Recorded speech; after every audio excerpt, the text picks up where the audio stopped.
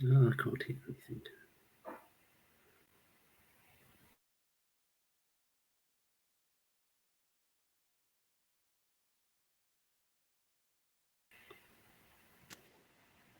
Hey, Susan, I see that you're on mute.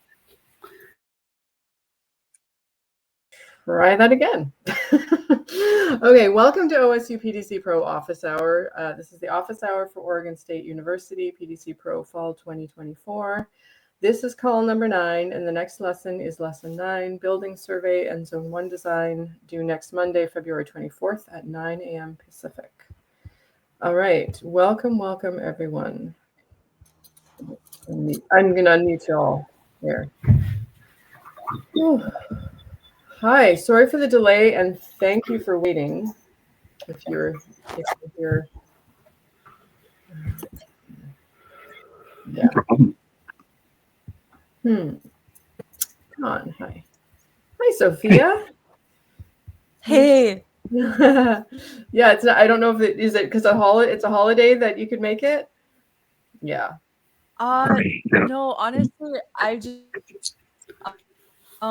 adopted a puppy and it's fly season here, so I keep getting Giardia. Oh, no fun. All right. Okay, well, how's everyone else doing? Yeah, good, quite busy. Yeah. But kind of trying to enjoy this part of the project, but falling rapidly behind. So yeah. Okay. Well, how are you feeling about do you feel like you've got enough time to catch up, or you just sort of kind of hustling? Yeah, I mean, personally, I'm off on vacation March 9th, so I kind of just have this deadline. So I've been traveling quite a bit with work, and that's really just put me back. And so I have 3 weeks to get her done. So I will do so. Probably not to the quality I would hope, but yeah, I'm sure I'll get it to a point where I can go back after I submit it to you, Susan, and dive further into the details. And yeah. Yeah. And Michael, how are you doing? Yeah, apart from having a bit of a cold today, I'm doing okay. I just started looking through the slides for this next assignment. I found the last assignment like we'd just been thrown in at the deep end. It was like really difficult. Yeah. Well, yeah, it worked out okay, I think. I think you did a lovely job, if that helps at all. Everything else prior to that was manageable, I would say, but that one it was just a big step up. Mm-hmm. Okay, there is a post-course survey if you have feedback or ideas on how you'd like that to transition differently. Gone through iterations of. Sorry, go ahead, Joe. Oh, I was going to say it's interesting you say that because I wasn't sure if it was just because my work balance had been askew, but I felt like with this one it was just like, oh, I actually haven't had a chance to review the learning material. Now I'm just trying to get the project done, which is obviously not what anybody is aiming for. Yeah, there are definitely some like big hefty portions or lessons, and some that are like, oh, this is like not too bad. The building survey coming up. So for lesson 9, I think falls under that. Oh, this is a little more manageable. So they tend to fall into a bit of a cadence. Now, I mean, now that you're this close to the end, you might not be able to appreciate that as much. But yeah, this one's a little bit more, I think a little bit more manageable maybe, if you found the last one really challenging. And the zone 1 design, of course, is now you've got a little bit more of that design, a little bit more practice in that. So hopefully that goes a little bit more smoothly. So, hi, Morgan. Nice to see that assignment come in. Hello. Yeah, trying to get going here. So hoping to get base map and client survey in later tonight. Sounds good. I look forward to it. That's a really cool site in terms of, I mean, the potential for animal integration is huge. Yeah, It's just so interesting. the challenge for that is just you got college students that are not always like responsible, and having livestock there, it's just like, how do you have a reliable support for that when they leave for the summers and vacation? And so that's kind of part of what we're kind of working through there, is having a schedule and backups. Yeah. I don't know, trying to figure out the best way to manage that. They've got some Very goods there already, and I'm helping them get some chickens and bees going. So yeah, nice. Okie dokie. All right. Now, do you guys have any questions about this assignment or where you're at? Could be either or.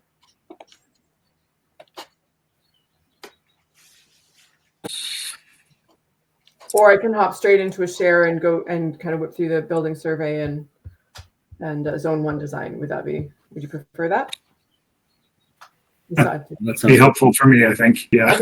Okay, cool.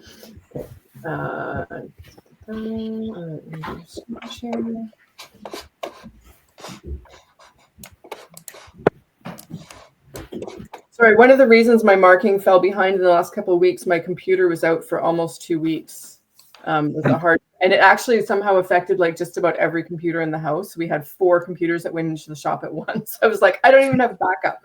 So my apologies for the slowdown on grading, and all the systems that came back, I had to reinstall every program. So it's taken me, I'm a little, I still feel a little bit like, oh, my system's a little bit differently. And I get really entrenched into my system once it works. So, okay. So you can all see the building survey slide. Yep. Okay. Perfect. All right. So yeah, the building survey is pretty straightforward. It's really looking at the materials and methods that are local indigenous used for building. Now, some other approaches can be like traditional building methods that have been used in the area. Like that might be, you might find like some cob, monolithic adobe, straw bale, like different types of building methods that are used.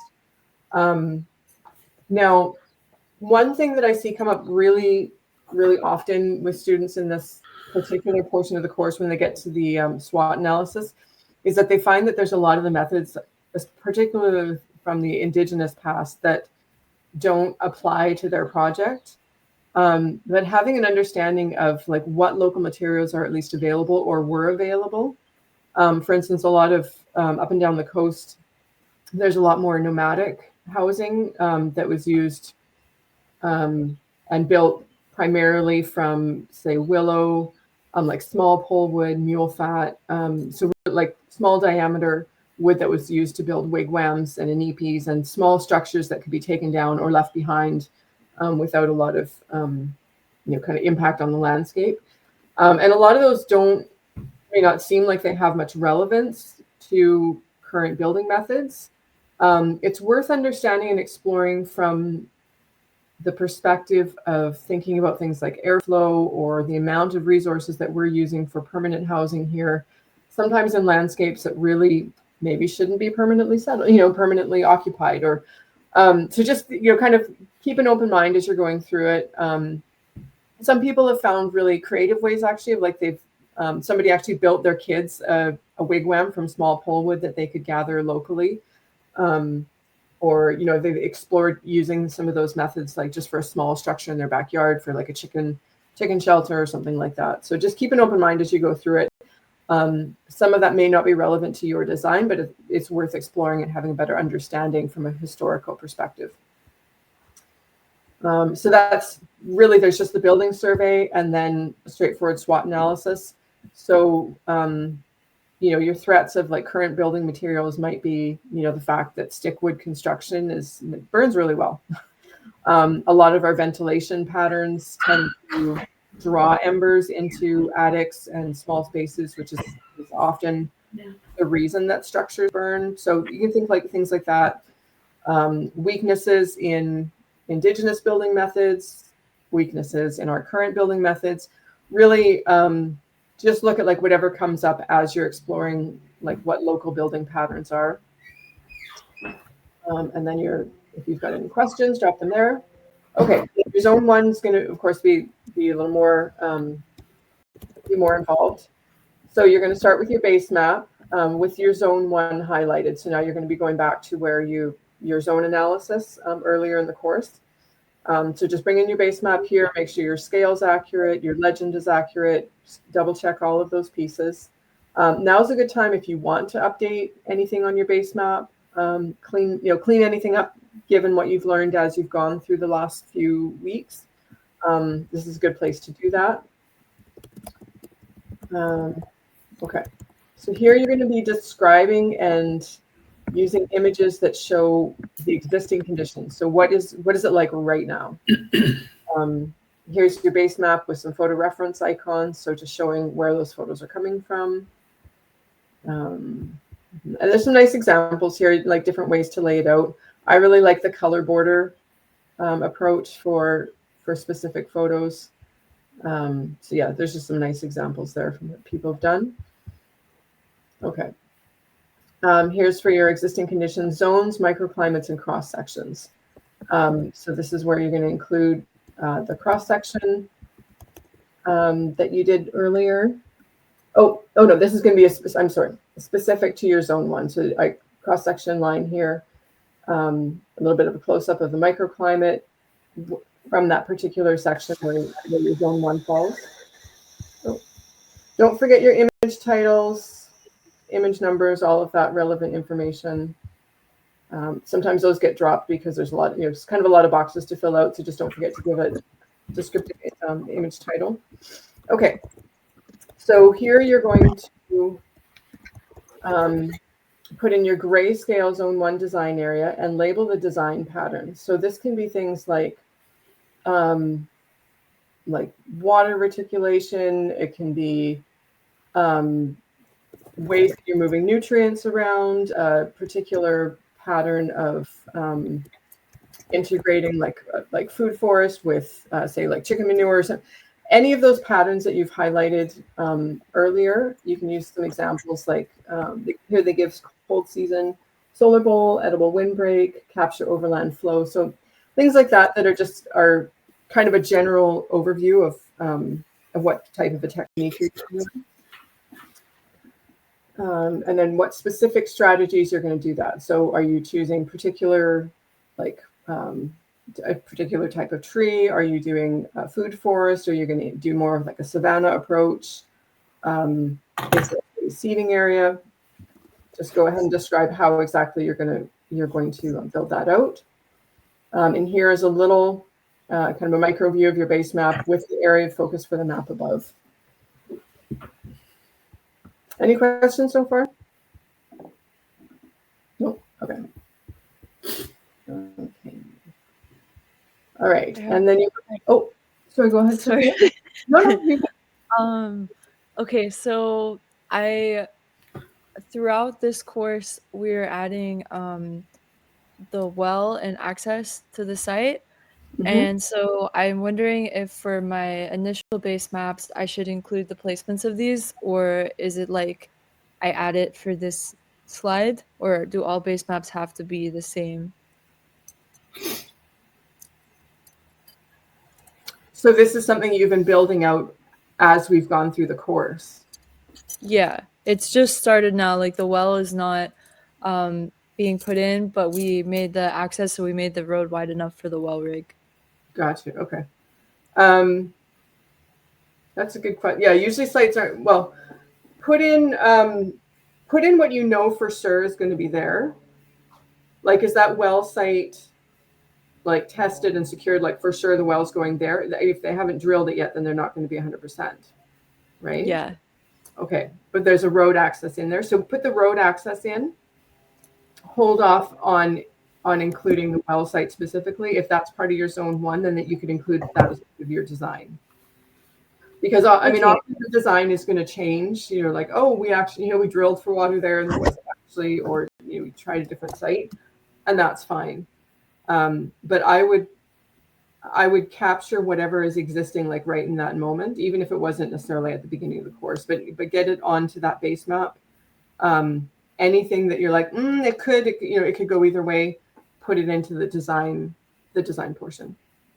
Okay, thank you. Yeah, That you're works out well because I am taking like a 6-acre, like I'm sort of zooming in for the zone 1 and I'm focusing on that for the design, and the well is outside of this area. Oh, perfect. Okay, there you go. Okay. So this is where that would come in as the proposed water management, if that would apply, if you wanted to incorporate that somehow. So you can see the zone 1 design is sort of split up into these sections. Your zones, microclimates, your site images, your proposed design patterns, and then your water management. And then your actual plant placement is going to come next.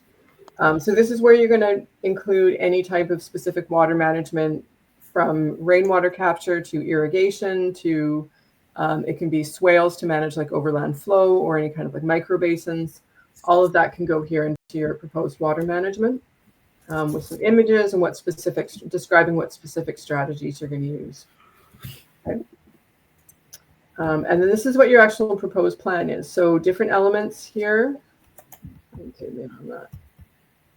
Oh, there we go. Okay. Can I ask you a question real quick, Susan? Yeah, go for it. For the proposed water management, the graphics we're using there, so we are still at that stage not showing the plan. It's just the grayscale, and we're commenting on the existing. We're saying, oh, water tank here type of thing, or at this point, this is this is your proposed. Okay. So what so we're not showing in that, just for example, the example to the right. I don't know if they have, but they haven't included any new elements to that map. They're just commenting on. Is that right? They're proposing. They've got easy hose access. That maybe that sounds like something they're improving. Irrigation from the downspout to herb beds. That's going to be a proposed. And then the beds benefit from root runoff. So this is kind of it's a combination of like existing water elements and how they're going to interact with what's being proposed. Okay. So if I had in one section, I was going to put some water storage tanks, I could probably just put water storage tanks for downspout. Okay. Right. Okay. Yeah. Awesome. Thank you. More commonly, what people do is they'll do something more like this, like where the proposed is in color. I'm not sure why this is entirely in grayscale, except that they're showing you they're using color descriptions. Right. Normally, like if you're actually adding any structures, those are going to be in color. Okay. So, okay. Oh. Yeah. Okay, I'm just going to get up and say where to close the door just a second. Hi, Oscar. What are you asking? Oh, hi. Oh, no. Hi. I'm just going to close this door, but you guys are good?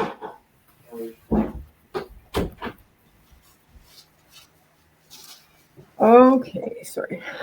Thank you. All right. Okay. And so this one is where you're going to get in your what different elements. So there's a few circles here for like common and Latin names. So that's where you're going to be adding plants in. An element may also be a water tank. It could be a new hose spigot, an animal enclosure. So don't be confined to just what plants you're going to put where, unless that's all you're designing. If you're not adding in any hard structures or anything, that's fine. But this is where you would put in all those new things shown on your map. And so here it's more clear is that your grayscale base map shows the existing elements, and then your colored icons are for proposed elements. This is a really good place to go and look up other student examples. There's a couple here. There's also there's also examples in your discussion, and so you can go and check those out and just get an idea of how other people have laid things out, and find some that appeal to you and are relevant to what your site is like. I have a question. Yep. Okay, so I wanted to ask you either through email or at the end of this call, to show you my base map, kind of the graphics of the base map and the microclimate map, because honestly, I am not like 100% satisfied with it. I was doing the base map on Google Maps, and I have one that I'm drawing by hand, but the paper is like it's like 8 pieces of paper wide, so it would be hard for me to take a photo and like digitize it. So I have to find, for this course, I have to find a solution for like software to use, and QGIS is not very manageable. And I was trying like Morpholio on the iPad, but it's also like I don't quite not quite able to navigate in the app yet. Okay, let's dig into that at the end of this call. So we'll wrap up for lesson 9, and then yeah, for sure we can bookmark that. Okay, thanks, Sophia. Okay, so your next one is going to be any additional design elements. If you've got something specific, some people, it's like a small, like a pollinator meadow within that zone 1, just something that you want to focus on a little bit more. Again, take a look at the examples for ideas. I might, like here, they highlighted a particular archway that they're going to put in. So it's just a chance for you to get into more detail of any specific elements that you're like quite excited about or really proud of. Where you do that. Okay, and then your individual elements related to energy systems and conservation strategies. Now, this can be painted with a pretty wide brush. It's usually going to include things like solar, shade structures, if you do any wind harvesting. It could be also an area where you use a solar cooker. Any of those types of things, get some notes and some images of those individual elements, and this is where you're going to put that out. Anything you're going to change about buildings, like if you're planting, say, on a south-facing wall, you could highlight that here, that you're going to be using that for shading. Okay. And then by the time you've gotten through all of that, there's your SWOT analysis, and you were done. So it's a lot of pieces, but I don't think it's as, I think now that you've done the previous with the plant design, it's going to be more straightforward. You're going to have a better understanding of like elements and patterns, and have a few more things, a few more ideas to draw from. Hopefully, that's the idea anyway, that now you're actually starting into getting into the active design work. Okay. I'm going to stop my share. And did that bring up any questions? It's all clear. You're motivated to run out and finish the whole course. Just a quick question. Like I have a couple of zone 1 areas. I mean, the zone 1 can be like disparate areas. They don't have to be continuous, right? Yeah. Yeah. So in which case you could, yeah, I'm not going to, you could bring up just one of them that you want to focus on, or you could bring up your whole base map and just highlight, zone 1. Yeah. Either way is fine. I mean, honestly, I think one of them is not even like a plantable zone. It's like, here's the driveway to the car every day.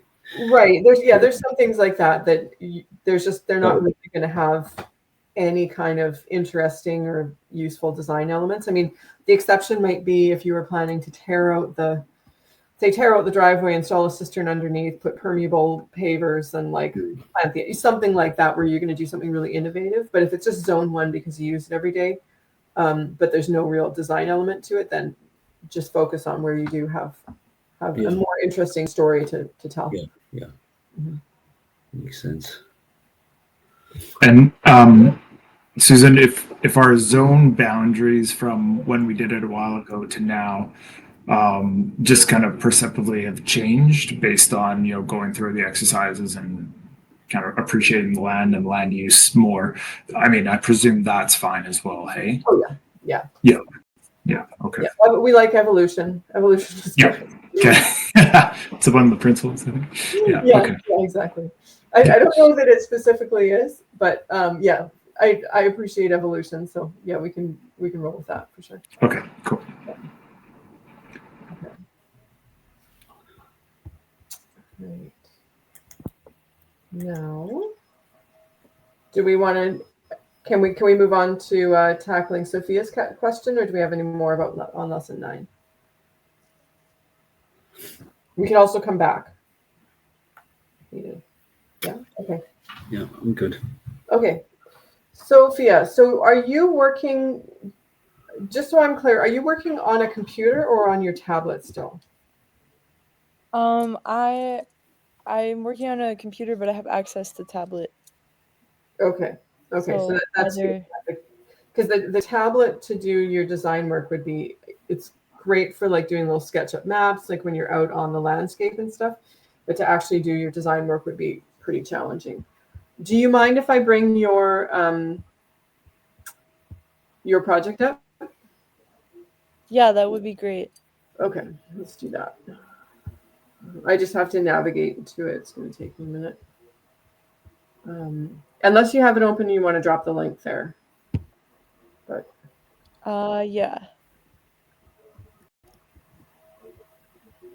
Oh, I got it. It's here. Okay, so we'll do a screen share.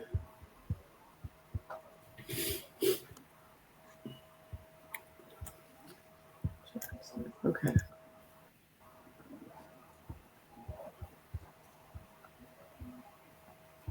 Okay.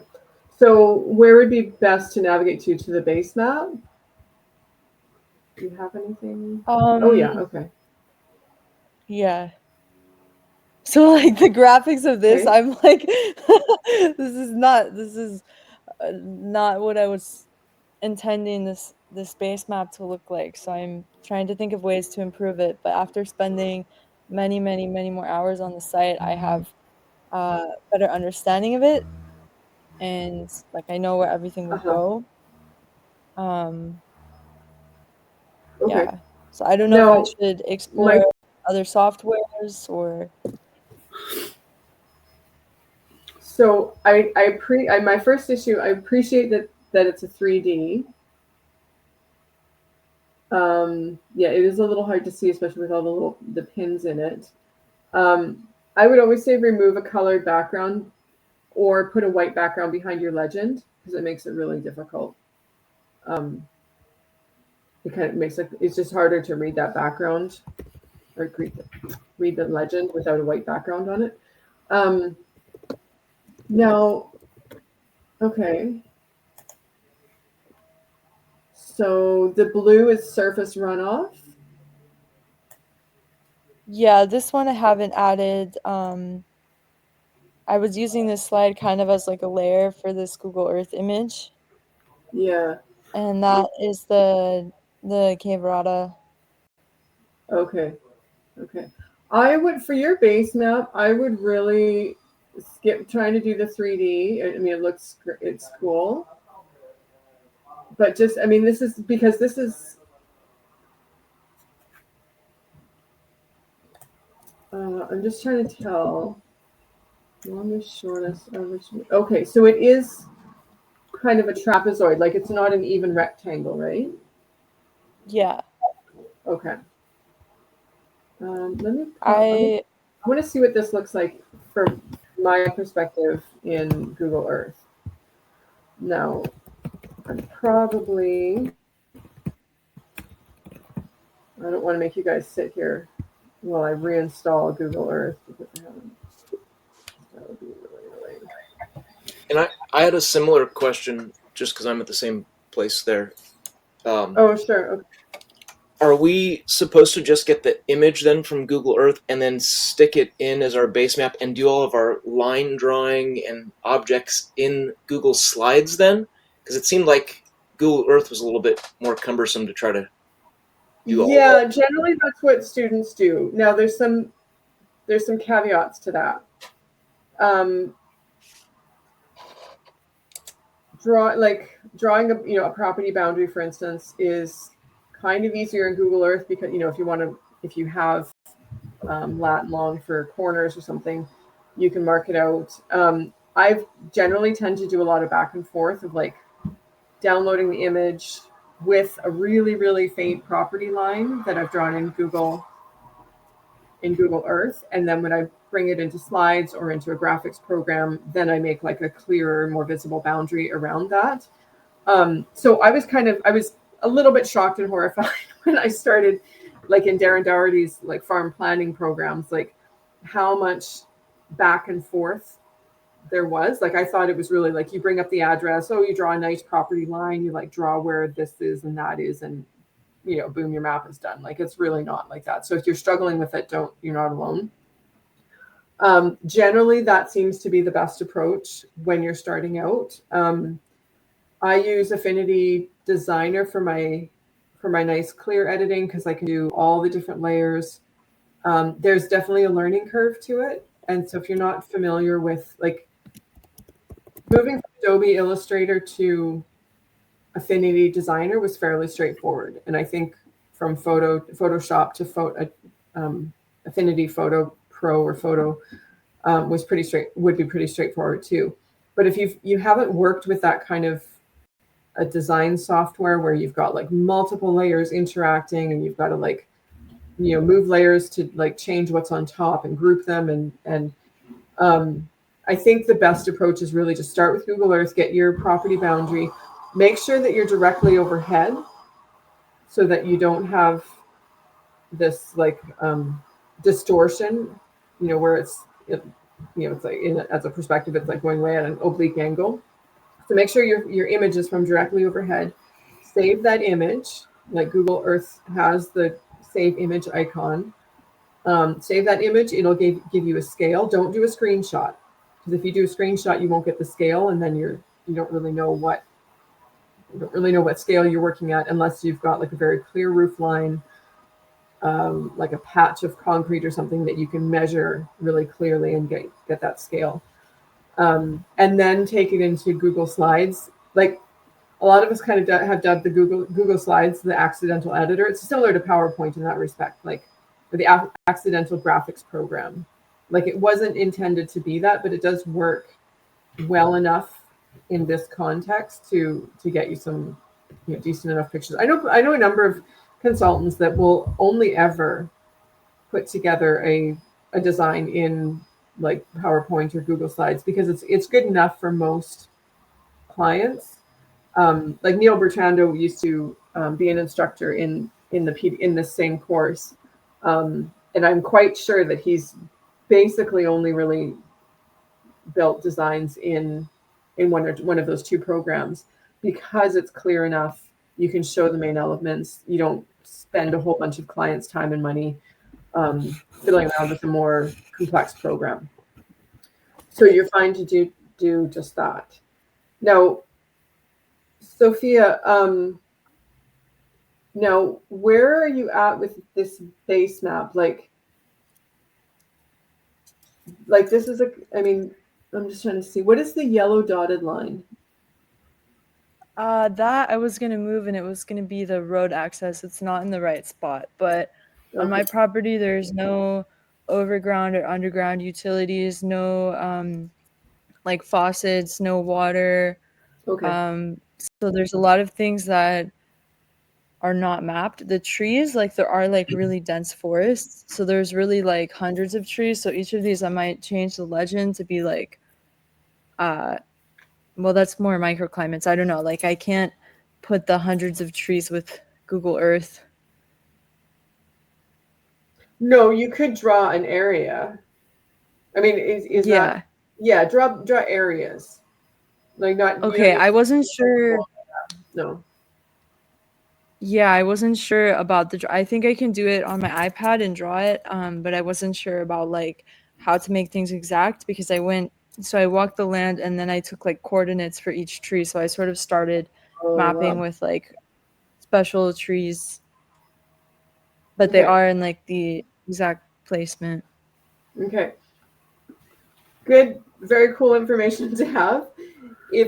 I'm hoping it would be faster. If you've got that data and you've done the work of plotting each of those trees, there may be someone there that can help you like just upload it and like, boom, all your trees are there.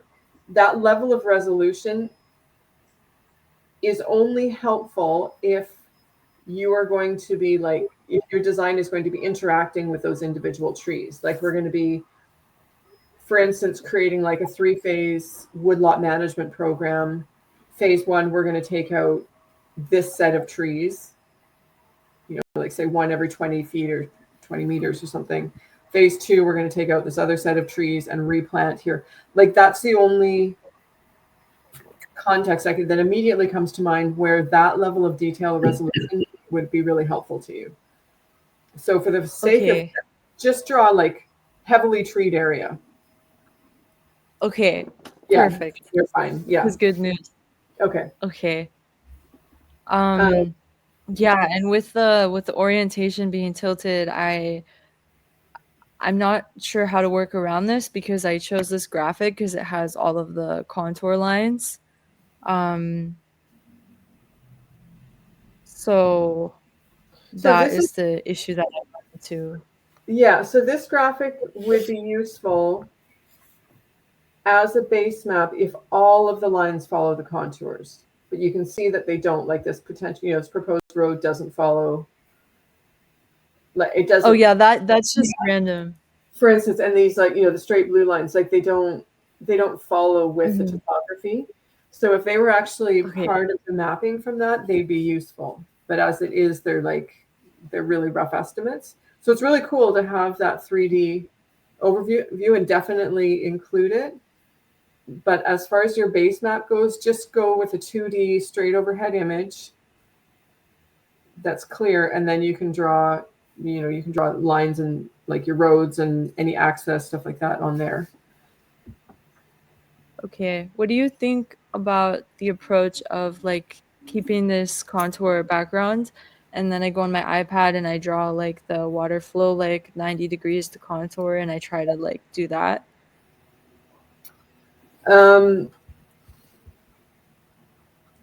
Well, you could, however, a number of caveats. There's a lot of, you can see from this image the way it's blocked, like there's data blocks, right? Like that's what's creating all those lines. So those are estimates. So I wouldn't, I'm trying to say, what are the dimensions of the contours? Like how far apart are they? Are they like 2 foot, 1 foot, 1 meter? I think like 2 feet, but I'm not sure. Okay. I would, especially in heavily treed areas, if you need to have really high quality data to get that level of resolution typically and have it be accurate. So that level of resolution, and how big is this property? So I keep interrupting. 6 acres. Okay. Yeah.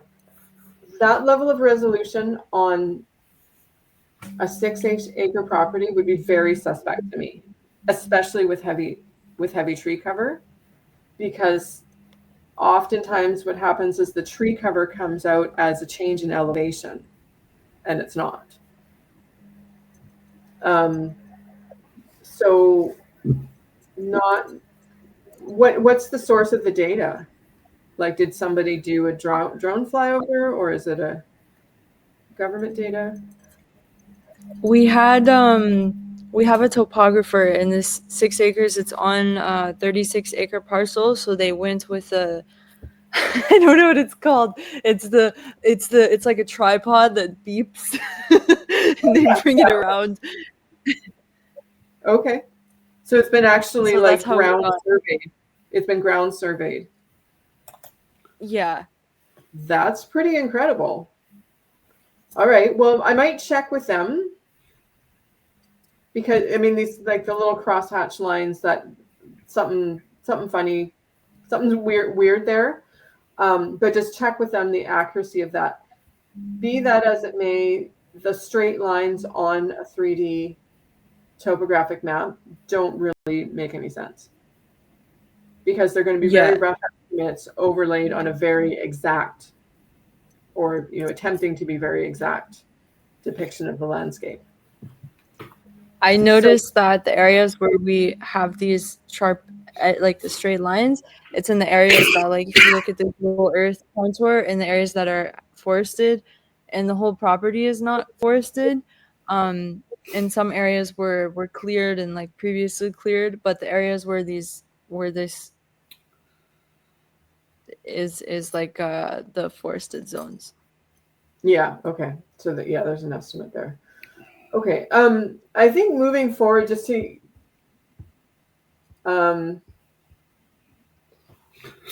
yeah, which you can see more clearly here. I think I would include this, you know, because the 3D image is really useful for being able to see what's actually going on the ground. For your base map, just go with the straight overhead 2D.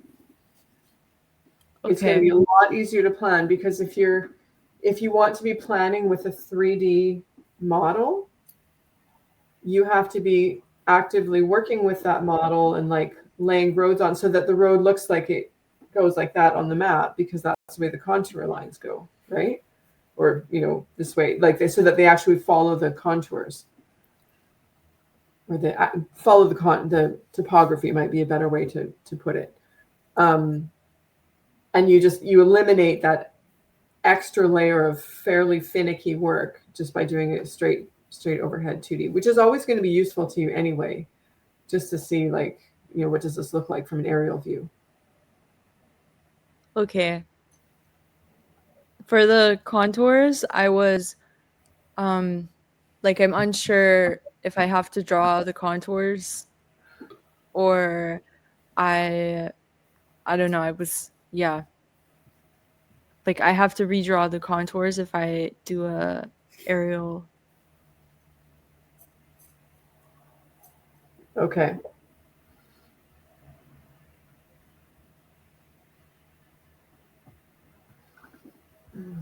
So I'm trying to figure out how.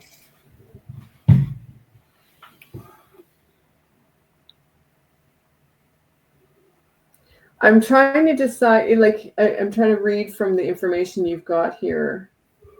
Oh, wait, here you've got 8 acres, here you've got 6 acres. Is it 6 acres or 8 acres? It's 6. It's 6, okay.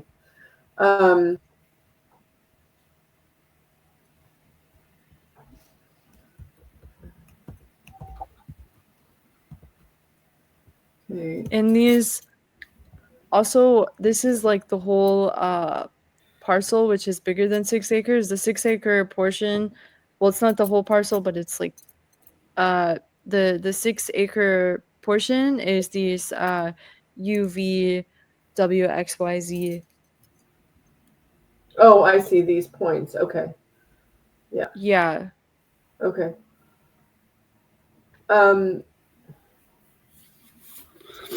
I mean, yeah. Okay, you don't have them here. See, like you don't need that level of resolution, like that many contours. Like, is this a really, really steep bank here? Yeah. It is. Like, unnavigably steep? It's like a ski slope. Okay. Okay, but a ski slope or like a cliff face? Ski slope. Okay. So actually, at the top there in the corner, it is like a cliff face. yeah, okay, up here. Like in the very corner. Yeah, okay. Well,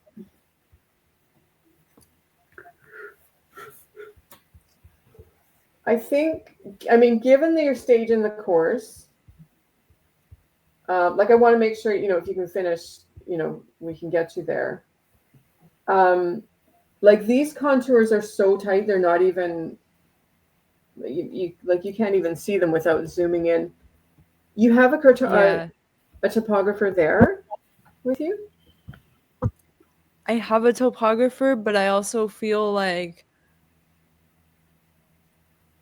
yeah, like it's the topographer, he's working on other projects, so I'm not totally sure of his availability. And also, like, this is the part of the course that, like, I didn't gain direct experience from, like placing contour lines. Yeah. And so here is like where I have the most uncertainty. So maybe it's a place where I can develop more understanding.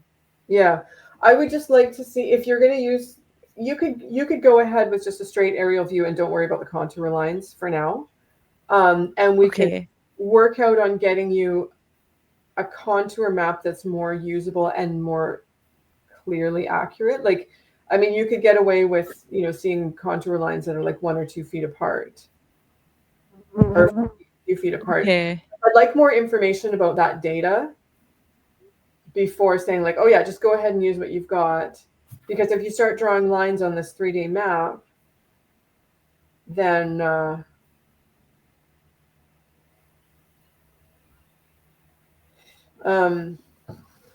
yeah, I'd like to play with it a bit. Okay. I have there was one more example I wanted to show you of my work, and it's in the microclimate section. And this is an example of like the drawing on my iPad. So I just wanted to check with you that like this quality is okay for the drawing, or if it needs to be more exact, or this is like, I just added this in now to show you, so it's like not to scale, but okay. If you zoom in, I have like different zones. Yeah, okay. I would, oh yeah. Yeah, okay. That looks fine to me. I mean, usually you distinguish them on color alone, but that's fine to have them labeled inside. That works. Okay. I'd accept it. Yeah, as long as you're clear and you've described like what your microclimates are. I mean, I take a pretty wide view on like what's going to be acceptable. As long as I can look at the map, and anywhere on your design site, I can drop a pin, and it's going to tell me what microclimate is, and the same criteria for the zones. And so it does, if you're just working within that design site, that's fine. You've got a little bit of area. Oh no, this is within the red as the design site? Yeah. Okay, so get this area designated as a, oh, I see, the microclimate is behind that little red marker. So make that clearer if that's going to stay that way. But just make sure to label whatever that is. That would be okay. It could be clear, but it's fine. The AF is more like agroforestry zones, so planting a lot of like NFTs, and some orchards, fruit trees planted in there. But the zone 1 is like where pretty much the infrastructure goes, the main infrastructure, like animals, and then the ag is like a flat plane. Okay, like but this assignment is specific for microclimate, so it's going to be like, this is a like highly exposed south-facing slope, so it's really hot and dry. This is a riparian zone, so it's a lot more shady and cool and wet. So we're not even talking about like land use here. It's very like, don't throw this out. I mean, because it'll be useful. But for microclimates, you're really just looking at like, what are the conditions there? Is it hot and dry? Is it like partially shady? Winter shade, summer sun, something like that. So. Okay. How detailed does that need to be? Not too. Usually a sentence or two is good to describe it. Like if you can see on the examples here, windy roadside, exposed to west and northwest, strong wind, mostly full sun and dry. That's fine. Okay, thank you. Yeah. And for 6 acres, that shouldn't get too complex. I mean, I mean, use somewhere between like probably maybe 5 to 8 different microclimates would be a good level of resolution, because you've got quite a bit of topography. You've got some water flowing through there, so you would have some sort of riparian zone. This is likely more full sun. This is going to be more like north facing shade. If I've got the if I've got the orientation right, like if the compass rose is accurate, and like that's north. Let me check. Straight up north here, or okay. 200 meters. Oh, I see. Okay, so this is from Google Earth. Have you got Google Earth Pro downloaded? Yeah. Okay. Oh yeah. Okay. Yeah, that is. Yeah, the north is straight up.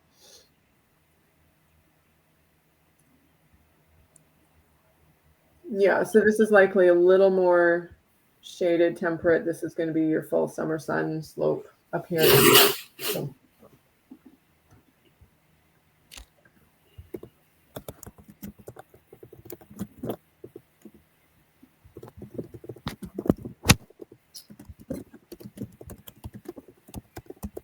Yeah.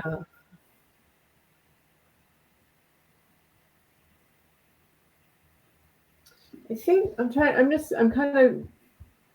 not very happy with my answer on your base map with your contours, but the map you have, even if it's accurate,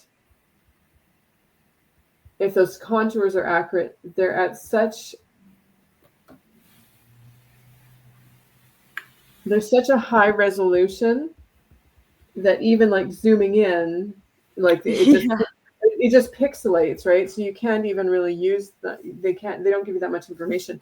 They also don't have elevation labels.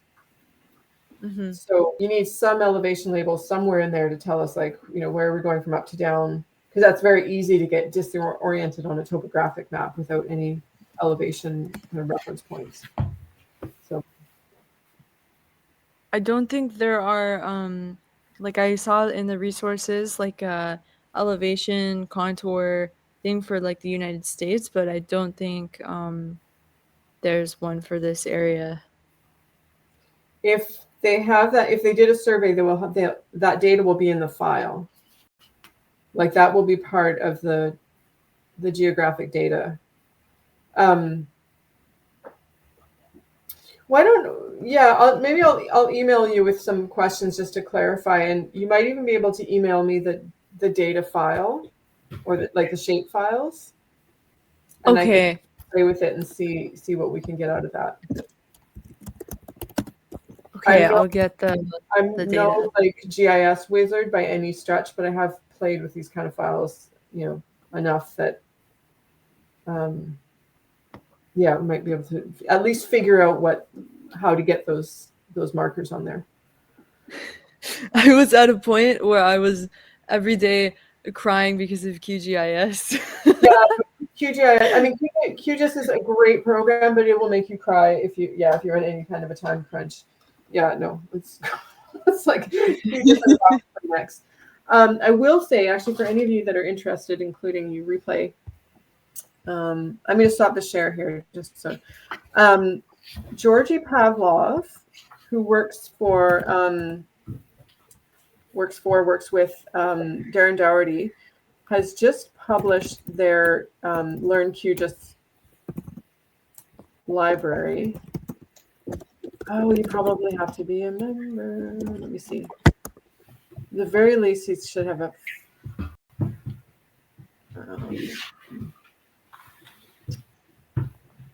Oh, he doesn't. Okay, it's specific to the Regrarians group. Yeah, we're going to leave that till after the course, but there are some good learning materials on learning QGIS. If you're ever interested in getting into the Regrarians community, I'm not sure what the monthly membership fee is. He's got a very comprehensive, very quality, like piece by piece course on QGIS. But unfortunately, it's not available to the public unless you're a paid member. So that was Is that on their platform there, Susan? I think I'm part of that. So they're in the process of moving from Workplace to a different platform, and there's been a lot of banding about which platform they're moving to. But one of the things they have decided on is that they will be moving the training materials to YouTube. So they're going to be unlisted. They're not publicly available. But yeah, they've got, I mean, hundreds of hours of videos and Georgie really broke everything down into like very clear individual sections, like really each part of each section of the course, each part of each section of the course is like maybe 5 to 15 minutes long, and they provide the data files and like you can walk through, so you actually really get to do it. So Okay. We just lost our QGIS guy at work, and I mean, Sophia, I don't know how you even start with that. It's like, it's crazy.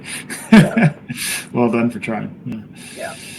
Yeah, I played with it and I went through a lot of Georgie's training materials and stuff, and I was like, there was no way that I felt like I could ethically charge a client enough to work my way through it on their project, and I just didn't have the project volume to make it worthwhile, and they were perfectly happy with with something a little more like back. So, yeah, and like GIS is a very specific skill set. It takes a really like high attention to detail. I say a lot of quiet time that I don't have, a lot of like uninterrupted focus time in a solid working office. So yeah, it's a forte for sure. So yeah, hats off to you, Sophia, for even embarking down that road. Yeah. Alrighty. Well, are there any other questions or comments? I just had one, Susan, just because I have this kind of personal deadline of March, probably 8th, really, 7th. There's, I'm guessing, no issue if I just submit early my final thing. Just kind of put it into the chat or whatever it is. Okay. Yeah. Okay. Yeah. As long as you've put a link into each discussion thread or discussion, you're good. Yeah, and then you can monitor notification and so. Yeah, because March 20th is the final day, right? It's funny how they list it, because like March 20th is the final day of your course, but then the last lesson is due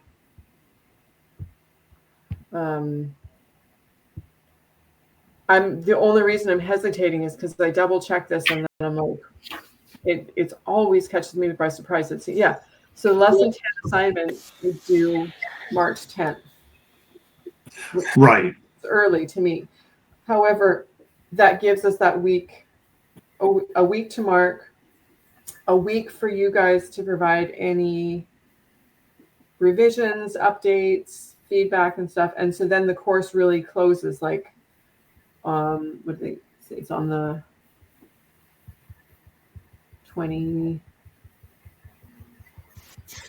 Thought I saw the 23rd. Yeah, so it's that Sunday night before the 24th. Okay. So, but that basically then they expect me to have my grades in by the end of day on Tuesday. Oh. So if I just can't, like, I can't be marking assignments, right up to the very last minute and then get those grades in and get all of that done. So that's, really having those in on the deadline is, is pretty important. But you'll be fine. So if you're submitting like on the 7th or 8th, you're right on time. Yeah. Totally good. It's not actually that early. Yeah. Okay. No, it's not that early. Yeah. You can stop patting yourself on the back there. Yeah. Well, wait till it's done. No, but yeah, it is. And it, like, for Morgan and Sophia, if you guys are like kind of trying to do a little bit of catch up, you do have a little bit of grace, but just like, don't take it right till March 23rd. Because I won't have time to review and mark, and I cannot issue certificates if I haven't been able to go through material and for anything incomplete. So okay. All right. Well, thanks for showing up, guys. Happy holiday. Happy family day. Thanks very much, Susan. Thanks, Susan. Yeah. All right. You guys have a great week. Bye, everyone. Okay. One question, point. I did have 2 students that emailed me on my Connect at the Pharmacologist email, which was fine. Except that I discovered that DreamHost apparently stopped forwarding my Connect emails to my personal Gmail. So I just thought I wasn't getting any emails because I don't get very many through my Connect. So if you have emailed me personally and you haven't heard back from me in a day or two, send a message through Canvas or get me through WhatsApp or get my attention, because I'm not ignoring or like trying to let days go by. So I caught that. So if you've sent me anything and you haven't heard back, let me know. Okay. Awesome. All right. Okay. See you guys. Thanks. Bye, everyone. Bye. Yeah. Bye.